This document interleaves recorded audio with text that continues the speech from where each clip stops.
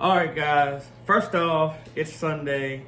It's been officially 7 days since I started my getting back in shape and getting back on the right program and trying to get back to where I want to be. Um, like I say, my goal was this week to lose between 10 and 12 pounds. I know that sounds like a lot, but you got to remember with all the salts and sugars and stuff that we eat, in what people would consider a normal diet of just about everything, you carry a lot of water weight, a lot of water retention. So it's not unheard of to see 10 or 12 pounds off in the first week or two of eating healthy and putting the right stuff in your body. Like I said, that's not all fat weight. A lot of that is water retention too. Mainly because a lot of people have way too much salt in their diet. But I'm going to weigh. Got my scale here on the floor. I want to see exactly where we are for the week. I'm thinking I crushed that number. I'm almost positive I did. All right, so I'm coming in at 215.2, so that's pretty much exactly 10 pounds off the first week, which I'm astounded by that. Right at 37% body fat. So that's what makes the big difference. Not only did I lose 10 pounds, like I said, that's mostly probably from water retention. I'm not saying some of that ain't fat, but a lot of that's from water retention. But the fat difference that you definitely notice is I went from 38.3% body fat percentage to right at 37 even. So that's just a little over a percentage of body fat gone in a week's time, which I am blown away with. I really wasn't expecting that much of a result. But like I say, so another thing I want to tell you guys about this week, or what I'm doing to kind of help speed the process up, and it's a great thing to help you lose weight and it's very simple that a lot of people can follow. Like I say, it's not complicated. Weight loss should not be complicated. A lot of people make it complicated. It's not hard. It's nothing to it. It's just knowing what to do. So I've been doing intermittent fasting.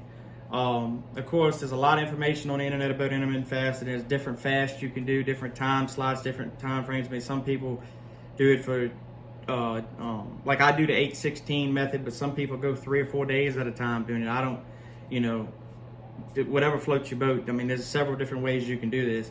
But the most common and the one that I follow is the 8-16 method. So basically what it is you get to eat for 8 hours a day and you fast for 16 hours. And when you put your body in a fasted state, you're pretty much not having anything in your body. I mean, basically what you're doing is you're not having any sugars, you're not having any carbs, any type of calories whatsoever to boost your insulin. Which is your body's natural sugar. You don't want any insulin spikes because you're trying to keep your body in what you would call a fat burning mode. Boost your insulin levels. That takes your body and makes it want you to actually store fat, and that's just not what we want. And like I say, I'm not a doctor or anything like that. I'm only trying to pretend to be. There's a whole process of what boosting your insulin causes, in your body, and it's a whole process. And I'm not even going to try to begin to explain it to you. I just know that it works, and that's all that matters for me. So, there's another misconception. Just because, according to the fast, that you can eat for 8 hours a day, that doesn't mean you get to splurge and eat anything you want for 8 hours a day. It all still depends on the caloric deficit, not a surplus, a deficit. So, like I say, I know my maintenance calories are somewhere between like 2,500, 3,000 calories a day, maybe a little bit higher than that to maintain my current weight. I'm always trying to keep myself in like 1,000 calorie deficit. You got to be in a deficit to lose weight. It's just the way it is. I mean, there's no way around it. That's just the science of the body. You just can't get around that. That's just the way our bodies work. But you still have to eat clean in that 8 hours. You cannot go and just splurge out on fast food and microwave dinners and pizza and all that stuff. You just can't do it. You still need to eat clean. And like I say, just because you're eating clean doesn't mean that it has to taste bad. If you're not eating good food that you like to eat, there's no way you'll ever sustain the diet to make it last. That's the thing. You want to make sure that you're eating and you're in a program on yourself that you enjoy, to be able to maintain it and to be able to, you're working hard, you're gonna eat right, you're gonna hit the gym, you're working hard to get the weight off. You got to make sure you're eating the right diet, so when you do get the weight off, it stays off. You certainly don't want to do like I did.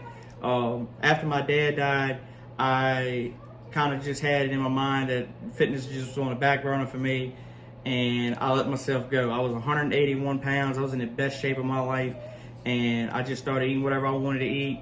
I had a lot of stress on me at the time, and I just ate to handle the stress, and I went from 181 right on back to about 230, 235. When I actually started this, I was actually a little bit less weight than I thought I was going to be. I thought I was going to start around 230 somewhere, but I actually came in at 225.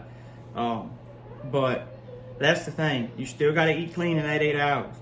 And it doesn't matter when you start the fast or end the fast. Everybody has different schedules. I get that. As long as you have the 8-16 window, you want to make sure that you can only eat for 8 hours and you fast for 16. The way I do it and the way my schedule allows is I go from, I'm allowed to eat from lunchtime to 8 p.m.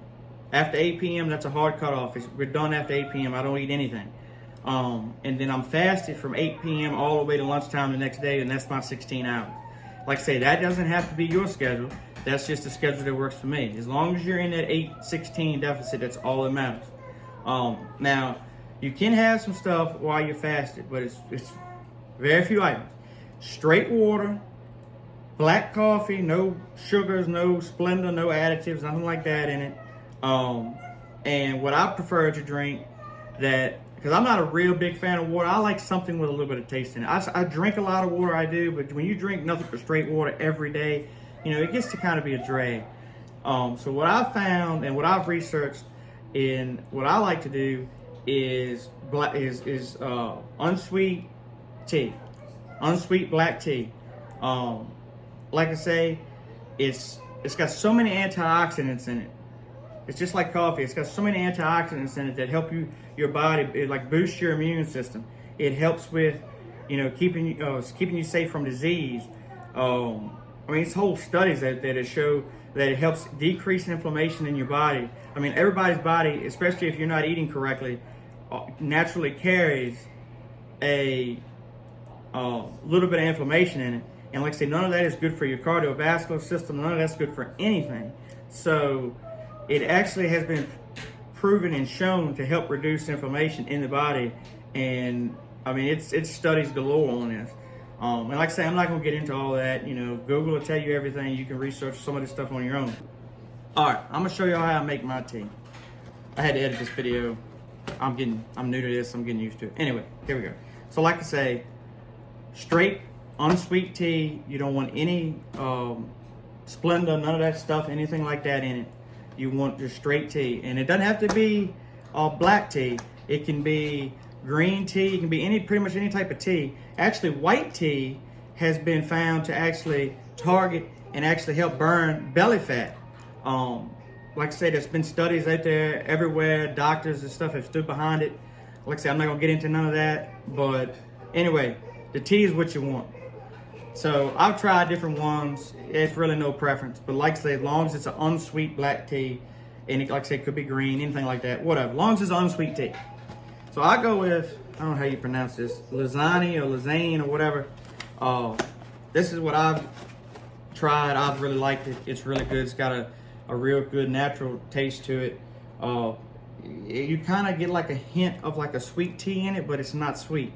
It has no sugars, no additives, no nothing in it. It's just straight original iced tea.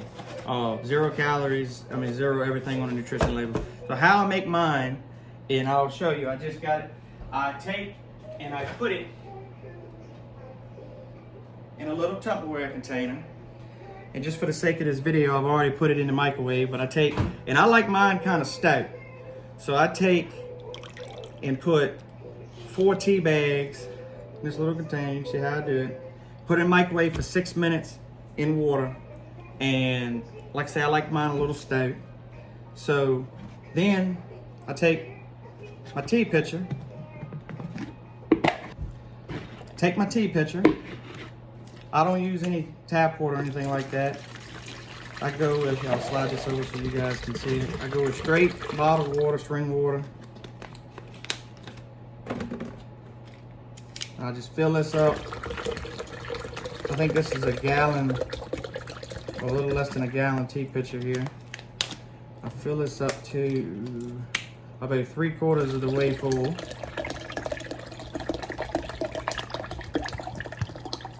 Alright. Like I say, 3/4 of the way full, just straight spring water.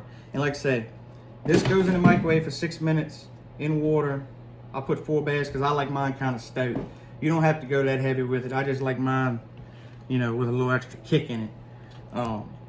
And like I say, all I do is after I get it out, you want to let this seat for about 45 minutes. And like I say, I already did this and, you know, did that and everything just to, for the sake of keeping this video from being like a half hour long.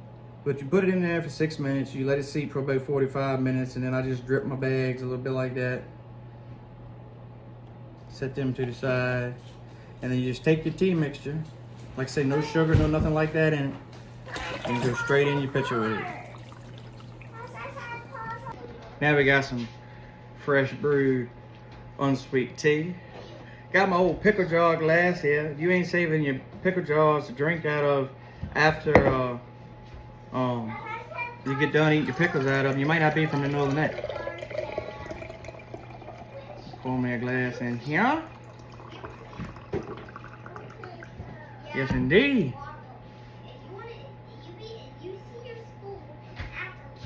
Oh man, that's some good stuff. Like I say, you know, I used to believe unsweet tea should be illegal, but if you do it right, you make it right, it's good. It's not just good, but it's good for you. So anyway, that's been this week. Like I say, things are going good. I'm really happy with my results. I'm hoping some of you guys might be following my advice, and hopefully some of y'all are having the same benefits and the same, you know, everything's going good for you guys, and hopefully y'all are seeing some pounds come off that scale too. That's my goal with these videos is, yes, I'm showing y'all what I'm doing, but I'm also trying to inspire you guys to maybe have to take the leap of faith and change your lives too. Anybody can be healthy. It's just a fact, a matter of doing it. That's all it is to it. You just got to put your mind to it. You got to stick with it. It's not hard. It's not as difficult as a lot of people make it sound to be difficult. It's simple. It's just doing it, putting your mind to it, and sticking with it. So, like I say, I'm gonna keep y'all informed of what's going on, and I'm gonna have some new recipes out this week of some stuff I'm doing. And I will catch you guys next week.